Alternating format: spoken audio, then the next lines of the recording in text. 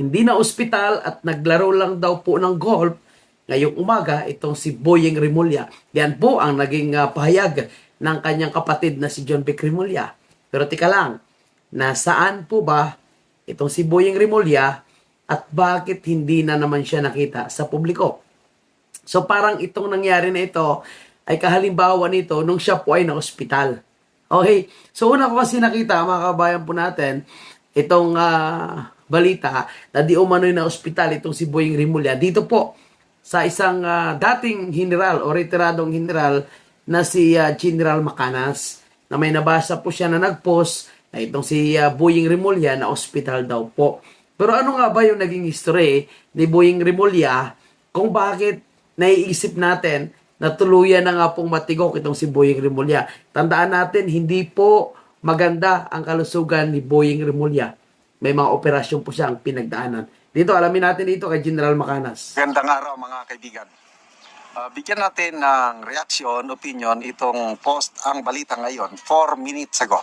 Sabi, nasaan si Ombudsman Boyeng Rimulya? Tama. Question mark. Kasunod ng kapansin-pansin ilang linggo nitong pananahimik at nang hindi pa kumpirmadong ulat tungkol sa umano'y mataas na opisyal na isinugod sa ospital, nananawagan ngayon ang maraming Pilipino ng malinaw at opisyal na update hinggil sa kalagayan ni Boyeng Rimulya. So yan nga po, marami kasi naghahanap kung nasaan si Boyeng Rimulya. At actually, kung naglaro siya ng golf, di ba nag-update yan? Di ba nagpo-post yan? So bakit wala? So kaya nga ang sabi ko, sana totoo na na-hospital si Boyeng Rimulya at sana matuluyan na lang para mabawasan ang mga kurap. Sa social media, paulit-ulit na binabanggit ng mga netizens ang biglaang pagkawala ng ombudsman sa media spotlight. Tama.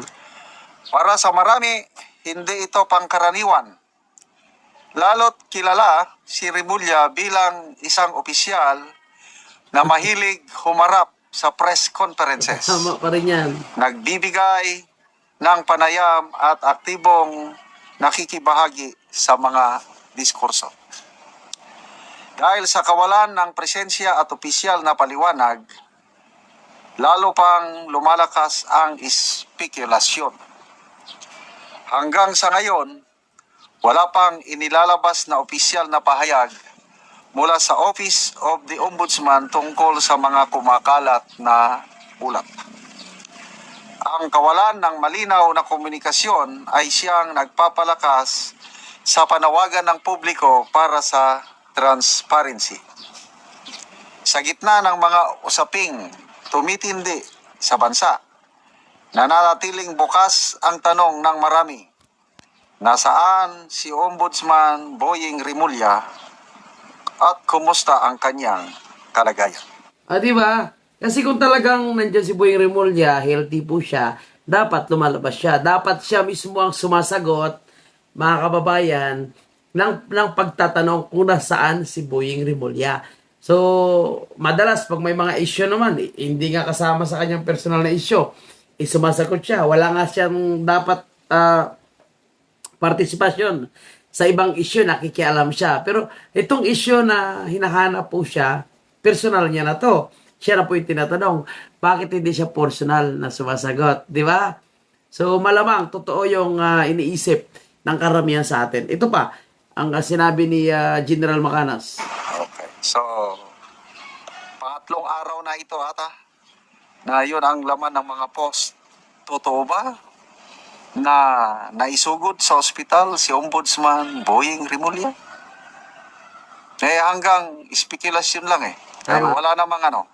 Ang maganda sana, kung hindi totoo, magsalita na po ang Office of the Ombudsman. Sabihin lang na, So, ayan po mga kababayan natin. Sabi ni General Macanas, kung hindi totoo, dapat magsalita na po yung ombudsman. Ayan. So, sumagot yung ombudsman. Sabi ng ombudsman, Boyeng buhay na buhay ayon kay assistant ombudsman. Piki ang balita, masarap na sinigang ang inalmusal niya kaninang umaga. So, masarap na sinigang daw. O, ibig sabihin, magkasama si Claviano at si Boyeng Rimulya. So, bakit hindi magkasama si Clavano at si Boying Rimulya? Bakit hindi pala nagsumasagot si Boying Rimulya? Bakit hindi siya personal na sumasagot, nagpapaliwanag at nagpapakita kung talagang siya po ay nandyan at kung talagang hindi po siya na ospital. So, hindi mawala sa ating isipan na posibleng na ospital ito si Boying Rimulya. At kung totoo man na siya ay na ospital, sana po matuluyan na. No, para mabuwasan ang mga perwisyo, itong salot sa ating lipunan, mga kababayan natin. Di ba? Kasi tandaan natin, dumaan dito sa operation sa puso, sinasabing may cancer na leukemia din po ito, na sinasabi niya na siya ay nakasurvive. Yung mga ganyang klaseng sakit kasi, may pagka-traidor din yan. Na minsan, inaakala ng may sakit, ay okay na, ligtas na ako, nakasurvive na ako. Minsan yan po ay bumabalik. So, sa mga nangyayari ngayon sa ating bansa, sa kanilang pag-cover up, pagtatakip, sa nangyayaring nakawan sa ating gobyerno, so ang karma po ay hindi po yan basta-basta magsasalita. Hindi yan sila wawarningan ng karma. Talagang diretsuhin po yan silang kukunin ng karma dahil sa kanilang maling ginagawa. Kaya, noon pa man sinasabi natin, itong si Boying Rimulya, dapat magbago na po siya bagong huli ang lahat. At least, no, makagawa lang man siya ng tama bago siya kunin ni karma. O tingnan nyo yung nangyari kay Jacob, di ba? Si Jacob nawala, pero hindi man lang nakabawi. Kaya ang kanyang imahe, bago siya namatay, ay magnanakaw at kurap at pinagtatawanan ng taong bayan. Dahil po, hindi man lang niya nagawa ang kanyang parte para makapag-contribute ng maganda po sa ating bansa, sa sambayan ng Pilipino bago ito nawala. Kaya, good luck dito kay Boying Rimulya. Sana mali at totoo na piki ang balita na ikaw ay na ospital. Sana totoo na kumakain ka lang ng magandang sarap na almusal. Sana totoo na ikaw ay nag-golf lang. Nako, dagdag kasinungalingan yan. Kapag hindi totoo na ikaw ay nag-golf at kumakain ng masarap. Okay, puntahan naman natin ang topic patungkol po dito sa bagong pasabog ni Atty. Vic Rodriguez. Ito, panoorin nyo mga kababayan at magbibigay tayo ng reaction dito. Tatandaan po nyo, not long ago, ang kanya pong mandato ay 31 milyon mahigit Laki ang lang. bumoto sa kanya bilang Pangulo. Ibig sabihin, napakalaking mandato. Huwag din natin kalilimutan na higit pong malaking mandato na ibinigay ng mamamayang Pilipino kay Vice President Inday. 32 million mahigit yung kay Vice President Inday. Ano po yung significance ng 31 million niya not too long ago? This was May of 2022. Ngayon po, mag-aapat na taon pa lamang, negative 15 ang nagtitiwala sa kanya. Ibig sabihin wala na, may utang pa siya. May utang pa siya. Hindi po zero rating, negative 15, may utang ka pa. At ang kanya pong performance rating, negative 14. Kanya kung inyo pong i-analyze ng malalim, ang ibig pong sabihin, the implication and the ramification, the implication of this negative 15 trust rating and negative 14 performance rating, ang verdict o ang hatol dapat nang lisanin ni Bongbong Marcos ang pamuluhan. Malinaw Yan po mga kababayan, dapat na lisanin ni Bongbong Marcos. It means Marcos resign. po iyan. Yan na ang tinig ng mamamayang Pilipino. Nalusaw na po ang anumang Ayan, Bongbong Marcos, tama yung sinasabi ng Atty. Vic Rodriguez, no? Na negative na po yung nakukuha mo na trust and approval ratings sa sambayan ng Pilipino. Wala nang tiwala sa iyo ang taong bayan. Wala na yung mandato na ipinahiram sa iyo kasi pinapakita na mas marami di hamak ang ayaw na dito kay Bongbong Marcos. So, dapat mahiya na lang po siya. Huwag niya nang antayin na tuluyan po siyang kaladkarin ng taong bayan at siya po ay mag-resign na. Nakakahiya na po eh. Sa mga ganitong klaseng ratings mga kabayan, hindi lang po tayo ang hindi na komportable sa pamumuno ni Bongbong Marcos. Pati po yung mga dayuhan. At nakita naman po natin, ang mga investors, no, umaatras na, yung mga nagpapautang sa atin para sa mga infrastructure project, ay halos ayaw na magpapautang. Tingnan mo yung ginawa ng Korea. Yung sinabi ng ambasador ng France, na gusto sana mag-invest ang mga investor na France. Pero nag-aalangan po sila dahil sa talamak na korupsyon ni Bongbong Marcos. At hindi lang po yan. Ang balitang ito ay kalat na sa buong mundo. Kaya nahihirapan po tayo na muling ibalik yung ekonomiya natin. Dahil mismo sa administrasyon ni Bongbong Marcos, hindi nagtitiwala ang mga dayuhan. Lalong-lalo na po yung mga gusto sana mag-invest sa ating bansa. Kaya ibigay kay BP Sara na pinagkakatiwalaan ng positive 49% na kumpara kay Bongbong Marcos na negative. Malaking kahihiyan ito para sa ating bansa. Kaya, ayan, maawa ka na lang, Bong. Mag-resign ka na lang, mga kababayan natin. Okay, so sa usapin pa rin kay Boyeng Rimulya, ibinalita ni Claviano na si Boyeng ay buhay pa at kumakain ng sinigang at almusal. Huwag magmadali. Nako. Okay. So anyway, bagong balita lang yung binasa ko lang.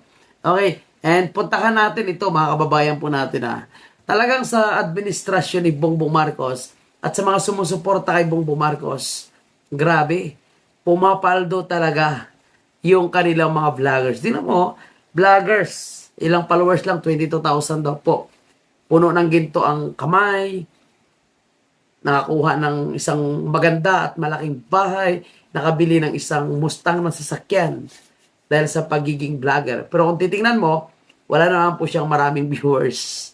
At sila po, itong mga vlogger na talagang pilit na sumisira ay Vice President Sara.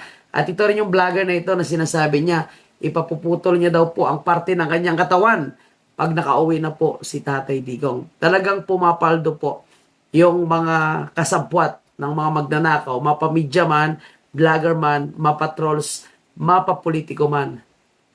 Kaya dapat mawakasan na po ito, mga kababayan. Kaya tuloy-tuloy yung laban. 2026 na, hindi tayo pwedeng umatras, hindi tayo pwedeng tumigil. So, dapat tuloy-tuloy at bawiin natin sa mga taong magnanakaw ang pera ng taong bayan. Okay, so kanina, nabanggit ko rin, mga kababayan po natin, itong sinabi po ni Atty. Rowena Guanzon, kung saan sinupalpal niya nga po, mga kababayan natin, itong si Congressman Puno na inamin na talagang totoo ang 2 milyon na kanilang nakukuha tuwing katapusan. At mayroon pa silang monthly na nakuha na mahigit 1 milyon bilang parte po ng kanilang MOA. Kaya napaputang ina na lang talaga. O putang ama pala dito. Putang ama, mga buaya ito. Hindi na nahiya, pera namin yan, gago, hindi nyo pera yan. Sumunod ka kay Akop. Grabe rin, no?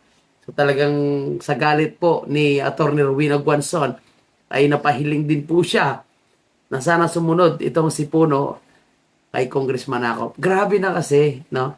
Nakakasuka itong pinagagawa ng mga kongresistang ito. Ang kapal ng pagmumukha, inaamin po nila. At sinasabi na kahit daw po, no, itong mga cross party ng mga barangays, kailangan nilang pumunta at kailangan nilang magbigay ng pera. So, saan galing? Sa kanilang MOOA. Itong Maintenance and Operating Expenses. Ibang klase po ang gobyernong ito. Kaya, nako, salamat tayo na nabawasan po sila. No? Pasalamat tayo at natanggal itong si Akop. No? Nabawasan man lang sila ng isa, mga kababayan po natin. Lagdamio. Ayan, isa. Pupuntahan din natin ito. Okay. Lagdamio ay umalma, mga kababayan, at tinawag na misleading daw po yung lumabas na sila po ay may 8 bilyon na mga proyekto na naka-address sa Executive Secretary, naka-address Special Assistant to the President, siyempre Lagdamio, and sa opisina ni Bongbong Marcos. So, ito daw po ay misleading. Pero, paano nila masasabing mislead itong mga listahang ito? Galing po yan sa DPWH. And syempre, pwede nila talagang idinayan dahil unang-una, wala na po si Secretary Cabral na mag-authenticate ng mga dokumentong ito. Kaya muli, alam na po natin kung bakit pinagurgor itong si Cabral para po mapagtakpan na naman ang kanilang ginagawang kademonyuhan, ang kanilang ginagawang katarantaduhan, pagnanakaw sa kaban ng bayan. Kaya, sayang, no? Sayang at nawala si Cabral. Sana po hindi po tatahimik si Congressman Saldico. Sana po patuloy po siya na magsasalita kung ano pa ang kanyang nalalaman, particularly po sa illegal na pag-aresto kay Presidente Duterte. At sana lumabas si Gutesa at sana lumabas din ang dalawang assistant ni Saldico at magsalita sa mga tunay na nangyayari. At syempre, sana buhay pa po sila para may mag-authenticate sa kanilang mga sasabihin. Kasi si Cabral wala na eh. No? In Sibunuan, hindi naman po nagpapakita ngayon. Grabe po corruption nila, no? Nasa gitna po sila ng issue ng napakalaking corruption. Inagawa pa rin nila ng panibagong insertion. Tapos may mga bago pa silang nirelease na MOA. Bonus para sa pag-ratify ng budget sa taong 2026. Kaya, palagay ko walang mangyayaring makukulong na malalaking isda hanggat si Bongbong Marcos ang nakaupo sa pwesto.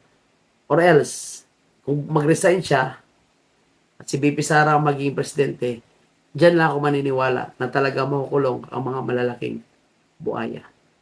Di ba? So, balikan natin ang tanong, nasaan po si Boyeng Remulla? Boyeng Remulla, kung talagang buhay ka pa, at kung talagang hindi ka na ospital, malusog ka, maayos ka, pakigalaw naman po ang baso. Okay? So, yan na po yung ating update. Maraming salamat. Mabuhay po ang hindi magnanakaw. Alam nyo na kung anong mangyayari po sa mga magnanakaw. God bless sa atin lahat. Mabuhay ang bansang Pilipinas.